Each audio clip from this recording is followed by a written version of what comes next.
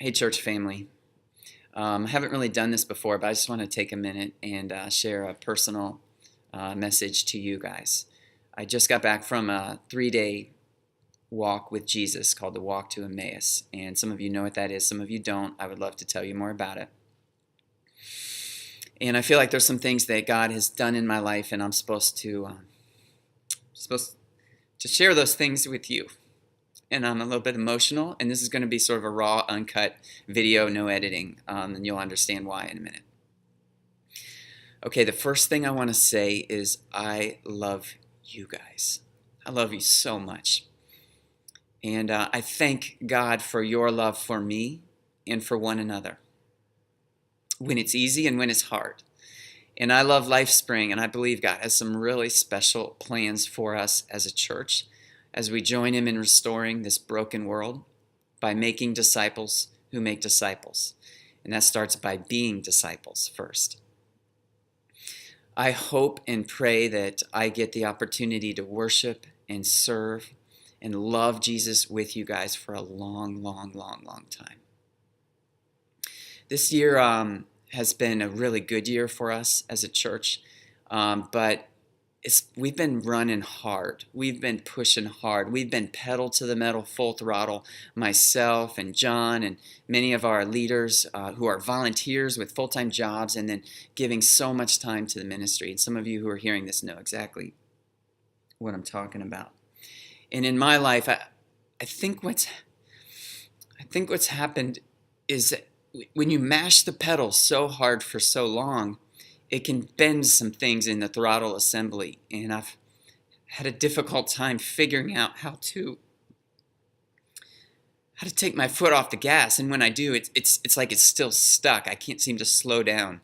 And so I've been so driven and just pushing and working hard and achieving, accomplishing, evaluating, improving, and growing. And so I knew I needed help to break out of this. So I was really excited that this 3-day Emmaus walk came, and I had to even push so hard to even be able to go, and I'm glad I did.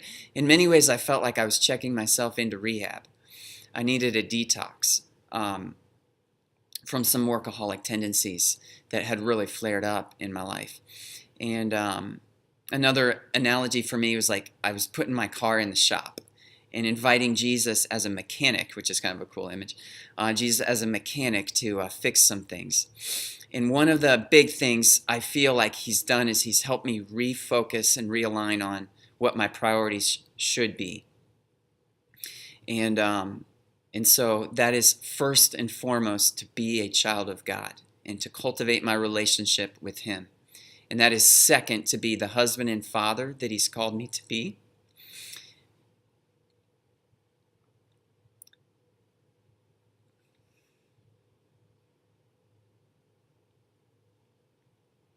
And it's third to be your pastor and to be a leader here.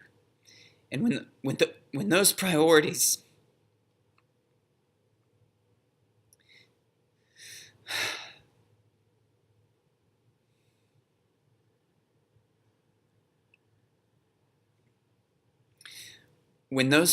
get mixed up, things get messed up. And some of you know what I'm talking about. And perhaps some of you have even sensed and felt that happening with me and with us. And so I would just say, first of all, I'm so sorry. And I'm so thankful for the grace of God. And I'm so grateful for what He's doing in me and what He's going to do in you, if you can relate to any of that. I need your help. I need your help to live out those priorities, because some of the implications of this are less is going to get done. Response time is going to be slower. I'm going to be potentially less available to meet with you or to meet as often.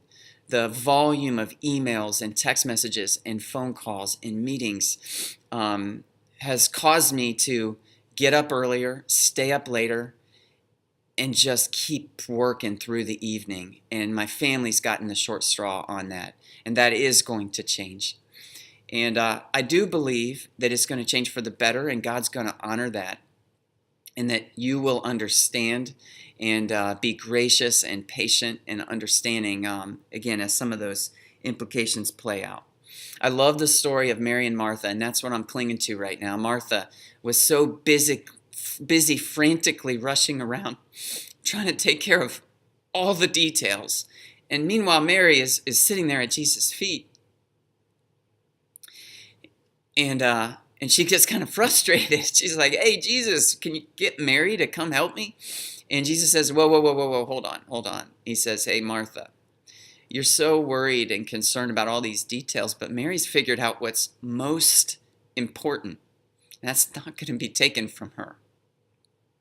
And so I've discovered again, as I've known in the past, but I've discovered again what is most important. To be there at Jesus' feet, worshiping him, loving him, and waiting on his every word. And so together, I believe God is calling us as a church to do that. And as we love Jesus, and as we listen to Jesus, and then follow Jesus' assignments, not our own, as we seek him in prayer, and as we walk forward in obedience, we're going to see the power of the Spirit do some pretty amazing things that are far greater than what we can accomplish in and of ourselves and what I can accomplish. And so I just say again, thank you guys so much for being such an amazing church family and an awesome group of leaders. And I love you guys so much. And I thank you for understanding and for accepting me and this church with all of its imperfections, and yet hungering for more. Thank you for understanding these changes as they play out in my life. I'm still waiting to see exactly what this is going to look like.